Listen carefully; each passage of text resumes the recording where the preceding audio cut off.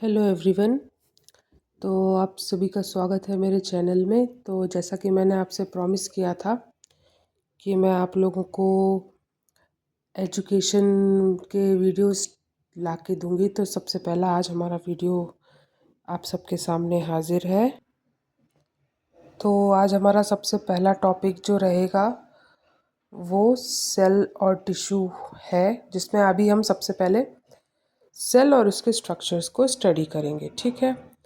तो जैसा कि आप सबको डायग्राम मैंने बनाया है और आपको दिख रहा है कि सेल, सबसे पहले तो सेल क्या है। सेल एक लिविंग स्ट्रक्चर है, एक स्ट्रक्चरल और फंक्शनल यूनिट है जो कि मेम्ब्रेन से एनक्लोज्ड रहती है। ये जो हमारी मेम्ब्रेन है ये पूरी कवर करती है, इसको अपन सेल बोलते हैं। ठीक है। A living structural and functional unit enclosed by a membrane called cell. ठीक है।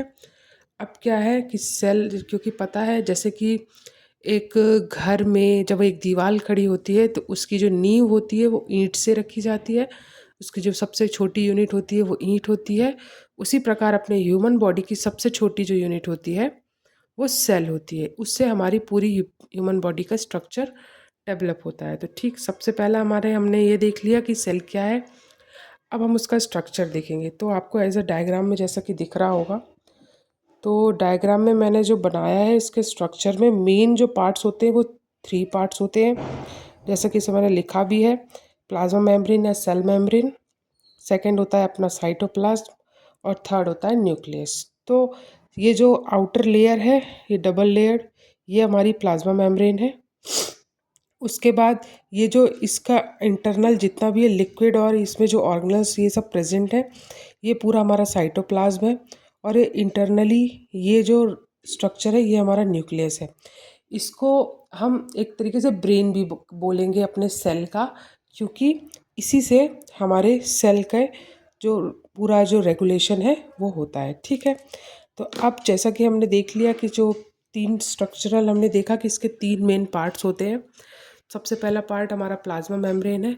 अब हम इसको, क्योंकि मैंने आपको बताया था और कहा भी था कि मैं आपको ऐसे नोट्स दूंगी जिसको आप नोट्स लिख भी सकते हैं और आगे आपको ये हेल्प करेगा आपकी नोट्स प्रिपरेशन में और एग्ज़ाम्स के लिए भी। किसी भी एग्ज़ाम में बैठे, चाहे आप एकेडमिक में हो या कंपटीशन की तैयारी कर रहे हो, तो आप ये लिख भी सकते हैं। तो सबसे पहला ये हमारा प्लाज्मा मेम्ब्रेन क्या है। It is made by lipid bilayer of 3 types of lipid molecules, for example phospholipid, cholesterol and glycolipids. तो इन तीनों जो लिपिड्स दिए, ये बाई लेयर है, डबल लेयर लिपिड्स की। ठीक है। जिसमें फॉस्फोलिपिड भी है, कोलेस्ट्रॉल भी है और ग्लाइकोलिपिड्स भी है। तो ये हमारी प्लाज्मा मेम्ब्रेन हो गई। अब हम देखते हैं साइटोप्लाज्म। साइटोप्लाज्म क्या है। It contains all the cellular content between cell membrane and nucleus. ठीक है। और साइटोप्लाज्म को हम कैसे पता लगेगा, तो साइटोसोल प्लस ऑर्गेनल्स को अगर जो ज्वाइंट कर दिया जाए तो दोनों को मिला के हमारा साइटोप्लाज्म होता है। तो अगर हम स्ट्रक्चर को देखते हैं तो ये न्यूक्लियस और सेल मेम्ब्रेन के बीच का जो पार्ट होता है इसको हम साइटोप्लाज्म बोलते हैं। अब साइटोप्लाज्म के अंदर, जैसा कि उसमें लिखा हुआ था कि साइटोसोल, मतलब ये जो लिक्विड पार्ट है ये साइटोसोल है, और ये जो ऑर्गेनल्स हैं ये ऑर्गेनल्स है। ये जो स्ट्रक्चर्स हैं अलग अलग साइज़ के, अलग अलग शेप के जो स्ट्रक्चर्स हैं, इन लोगों को, इन दोनों को, मतलब ऑर्गेनल्स और सही लिक्विड पोर्शन को ऐड कर दिया जाए तो हमारा साइटोप्लाज्म बनता है। साइटोप्लाज्म हमारा क्या कंटेन करता है, साइटोसोल और ऑर्गेनल्स। तो अब साइटोसोल कैसे होता है, ये एक लिक्विड पोर्शन है, जैसा कि मैंने आपको डायग्राम में भी बताया था। ये एक लिक्विड पोर्शन है, इसमें हमारे में 75 से 90% ऑफ वाटर होता है, और उसके अलावा glucose, ion, protein, fat, ATP, waste product, मतलब सेल को फंक्शन करने के लिए जितनी भी चीज़ों की ज़रूरत पड़ती है वो सारा कंटेंट इसमें हम होता है। ठीक है। अब सेल वॉल्यूम का 55% हमारा साइटोप्लाज्म होता है। मतलब जो पूरी सेल है उसका जो भी अंदर का जो सेल वॉल्यूम, उसका जो पूरा सेल वॉल्यूम है उसका 55% हमारा साइटोप्लाज्म होता है। ऑर्गेनल्स क्या होते हैं। ऑर्गेनल्स एक स्पेशलाइज्ड स्ट्रक्चर होता है, एक एक ऐसा फंक्शन या एक ऐसा स्ट्रक्चर होता है जिसका एक स्पेसिफिक फंक्शन होता है, जो कि सेल के किसी न किसी फंक्शन को कर रहा होता है। सेल में जितने भी ऑर्गन्स हैं, सेल का जो भी फंक्शंस है, उसको फॉलो करने के लिए, उसको कंप्लीट करने के लिए सेल ऑर्गेनल्स की ज़रूरत होती है। तो सेल ऑर्गेनल्स एक का एक स्पेसिफिक स्ट्रक्चर होता है और एक स्पेसिफिक फंक्शन होता है। अब जैसे कि इसमें मैंने कुछ सेल ऑर्गेनल्स के नाम दिए हुए हैं, जैसा कि सेंट्रोसोम हो गया, राइबोसोम हो गया, लाइसोसोम हो गया, एंडोप्लाज्मिक रेटिकुलम हो गया, गोल्जी कॉम्प्लेक्स या गोल्जी अपरेटस भी बोलते हैं, और भी हैं, माइटोकॉन्ड्रिया भी होता है। तो हम इसको स्ट्रक्चर से समझेंगे। जैसे कि मैंने आपको बताया सेल ऑर्गेनल्स में, तो देखो सबसे पहले जैसे ये दिया हुआ है सेंट्रोसोम। सेंट्रोसोम का क्या काम होता है? सेंट्रोसोम एक ऐसा सेल ऑर्गेनल है जिसमें सेंटर में दो सेंट्रियोल्स होते हैं। वो सेंट्रियोल्स जो होते हैं वो सेल डिवीज़न के टाइम पे हेल्प करते हैं। सेल डिवीज़न के टाइम पे वो मेम्ब्रेन के दोनों साइड पे चले जाते हैं, और जब सेल डिवीज़न होता है तो न्यू सेल का डेवलपमेंट होता है। तो सेंट्रोसोम का क्या काम होगा? सेंट्रोसोम हमारे सेल डिवीज़न में, माइटोसिस में हेल्प करता है। फिर हमारा दूसरा देखो, दूसरा कहाँ है? ये रहा, लाइसोसोम। दूसरा ऑर्गेनल हो गया। लाइसोसोम का क्या फंक्शन होता है? लाइसोसोम को हम फैगोसाइटिक होता है वो, इसको हम लोग सुसाइड बैग भी कहते हैं, क्योंकि ये हमारे सेल का डाइजेस्टिव सिस्टम है। किसी भी प्रकार का पैथोजन, कोई बीमारी, कुछ भी अगर हमारे बॉडी में आती है, तो इसका जो लाइसोसोम का काम होता है उसको हटाना, उसको ख़त्म करना, उसको वो डाइजेस्ट कर देता है, सेल से हटा देता है। ठीक है, ये होता है लाइसोसोम का काम। उसके बाद हमारा अगला सेल ऑर्गेनल है, जैसे कि ये न्यूक्लियस के चारों तरफ ये जो ट्यूब लाइक स्ट्रक्चर है, इसको अपन एंडोप्लाज्मिक रेटिकुलम कहते हैं। एंडोप्लाज्मिक रेटिकुलम का क्या है? इसके जो दो टाइप्स के होते हैं। एंडोप्लाज्मिक रेटिकुलम के ऊपर अगर राइबोसोम की लेयर है तो उसको हम रफ एंडोप्लाज्मिक रेटिकुलम कहते हैं, और अगर राइबोसोम एब्सेंट है तो उसको हम स्मूथ एंडोप्लाज्मिक रेटिकुलम कहते हैं। रफ एंडोप्लाज्मिक रेटिकुलम और स्मूथ एंडोप्लाज्मिक रेटिकुलम। अब इनसे पहले समझने के लिए हमको ये समझना है कि राइबोसोम हमारा जो सेल ऑर्गेनल है, इसका क्या काम होता है? राइबोसोम को हम, ये प्रोटीन सिंथेसिस करता है, इसको हम प्रोटीन सिंथेसिस ऑर्गेनल भी कहते हैं, क्योंकि ये इसका काम है कि प्रोटीन को सिंथेसिस करना, जो कि एनर्जी प्रोड्यूस करता है, जो कि सेल की ग्रोथ के लिए सबसे ज़्यादा इम्पॉर्टेंट होता है। तो राइबोसोम अगर एंडोप्लाज्मिक रेटिकुलम के ऊपर अटैच्ड है तो वो रफ हो गया, और अगर नहीं प्रेजेंट है तो वो स्मूथ हो गया। अब हमारा नेक्स्ट हो गया, नेक्स्ट जैसे वैक्यूल है। वैक्यूल तो एक ये स्पेस होता है जो कि सेल को मिला हुआ होता है, जैसे कि फंक्शंस को सुचारू रूप से किया जा सके। उसके बाद हमारा और इसमें दिया है रफ एंडोप्लाज्मिक रेटिकुलम हो गया, एक माइटोकॉन्ड्रिया। माइटोकॉन्ड्रिया का क्या काम है? माइटोकॉन्ड्रिया को हम powerhouse of the cell भी कहते हैं। Powerhouse of the cell क्या होता है? वो प्रोटीन्स, ये जो powerhouse of the cell होता है, जो एनर्जी प्रोवाइड करता है पूरी सेल को फंक्शन करने के लिए। ठीक है, इसमें एटीपी रिलीज होती है, एनर्जी रिलीज होती है। माइटोकॉन्ड्रिया के ऊपर भी राइबोसोम्स पाए जाते हैं, जो कि माइटोकॉन्ड्रियल प्रोटीन को सिंथेसाइज करने में हेल्प करता है। तो ये हो गया हमारा माइटोकॉन्ड्रिया। और फिर ये हमारा गोल्जी वेसिकल बोल दो, या गोल्जी अपरेटस बोल दो, या गोल्जी कॉम्प्लेक्स बोल दो, ये जो तीन हैं, गोल्जी अपरेटस और गोल्जी वेसिकल, इनका काम क्या होता है? ये जो भी प्रोटीन हमारी सेल में प्रोड्यूस होता है राइबोसोम के द्वारा, जो प्रोटीन सिंथेसिस किया जाता है, उसका पैकेजिंग करना और ट्रांसपोर्ट करना, ये होता है गोल्जी अपरेटस का काम। तो मैंने आपको सेल ऑर्गेनल्स के फंक्शंस बता दिए, एक बार हम रिवाइज करते हैं।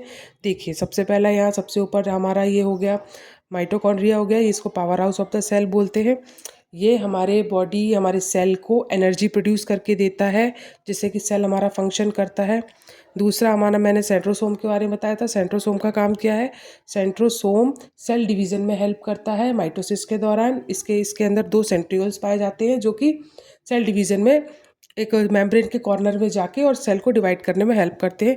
तीसरा मैंने बताया था एंडोप्लाज्मिक रेटिकुलम। एंडोप्लाज्मिक रेटिकुलम दो प्रकार के होते हैं, रफ और स्मूथ। रफ क्यों होते हैं? क्योंकि उसके ऊपर राइबोसोम्स प्रेजेंट होते हैं। ठीक है, और स्मूथ इसलिए क्योंकि उसके ऊपर राइबोसोम प्रेजेंट नहीं होते। अब राइबोसोम क्या होता है? राइबोसोम प्रोटीन सिंथेसिस करता है। इसको हम, ये प्रोटीन सिंथेसिस जो हमारी सेल की ग्रोथ के लिए बहुत यूज़फुल होता है। राइबोसोम्स का काम होता है प्रोटीन को सिंथेसिस करना।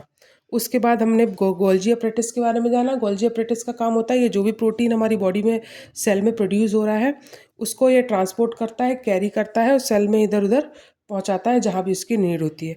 उसके बाद हमने लाइसोसोम के बारे में पढ़ा था। लाइसोसोम क्या होता है, इसको हम ये फैगोसाइटिक इन नेचर होता है। फैगोसाइटिक इन नेचर, फैगोसाइटिक का मतलब इनगल्प कर जाता है, खा जाता है। इसको अपन ये भी बोलते हैं कि डाइजेस्टिव सिस्टम की तरह काम करता है सेल के। जो भी कोई बीमारी है, पैथोजन है जो हमारी सेल में अगर एंटर करेगा तो लाइसोसोम अपना काम करके इसको इनगल्प कर देगा और फिनिश कर देगा। ठीक है, ये हमने सारे सेल ऑर्गेनेल्स के बारे में। अब सेल ऑर्गेनेल्स के बाद हमारा थर्ड पार्ट आता है न्यूक्लियस। अब न्यूक्लियस क्या है? Nucleus is a oval shaped single structure within a cell that combines the genetic material. मैंने आपको स्टार्टिंग में ही बताया था न्यूक्लियस को क्या बोलते हैं अपन। न्यूक्लियस को हम बोलते हैं कि उसका ब्रेन है, क्योंकि उसमें ही हमारे सेल का जो मेन कैरेक्टर प्रेजेंट होता है जिसको हम क्रोमोसोम्स बोलते हैं। अब क्रोमोसोम्स बोलते हैं, उसके बाद इसमें भी ये भी डबल लेयर्ड, इसमें भी न्यूक्लियर मेम्ब्रेन होती है। सॉरी, थोड़ा सा डिस्टर्बेंस क्रिएट हो गया था। तो हम न्यूक्लियस के बारे में पढ़ रहे थे। तो न्यूक्लियस में मैंने क्या बताया कि ओवल शेप सिंगल स्ट्रक्चर होता है जिसमें कि जेनेटिक मटेरियल पाया जाता है जिसको हम क्रोमोसोम्स बोलते हैं। इसमें भी मेम्ब्रेन होती है, जैसे कि सेल में मेम्ब्रेन होती है ऐसे को भी न्यूक्लियस को साइटोप्लाज्म से अलग रखने के लिए एक सेल मेम्ब्रेन प्रेजेंट होती है जिसको, और उसके अंदर जब सेल मेम्ब्रेन है फिर उसके अंदर कुछ स्फेरिकल बॉडीज़ होती हैं जिसको हम न्यूक्लियाई कहते हैं। और फिर न्यूक्लियस में हेरिडिटरी यूनिट होती है क्योंकि इसके अंदर जीन्स प्रेजेंट होते हैं। अब जो जीन्स होते हैं वो क्रोमोसोम्स में डीएनए प्रेजेंट होता है। डीएनए में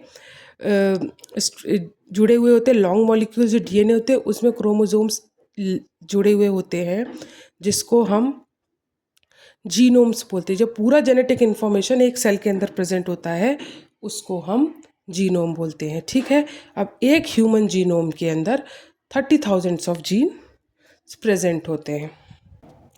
तो न्यूक्लियस के बारे में अपन ने क्या जाना कि न्यूक्लियस एक ओवल शेप्ड स्ट्रक्चर होता है। ठीक है, इसमें जेनेटिक मटेरियल पाया जाता है जिसको हम क्रोमोसोम्स बोलते हैं। क्रोमोसोम्स में अब जो न्यूक्लियस होता है उसमें एक मेम्ब्रेन होती है जिसको हम न्यूक्लियर मेम्ब्रेन कहते हैं। और स्फेरिकल शेप्ड स्ट्रक्चर्स होते हैं, इस तरीके के स्फेरिकल शेप्ड स्ट्रक्चर होते हैं जिसको हम न्यूक्लियोलाई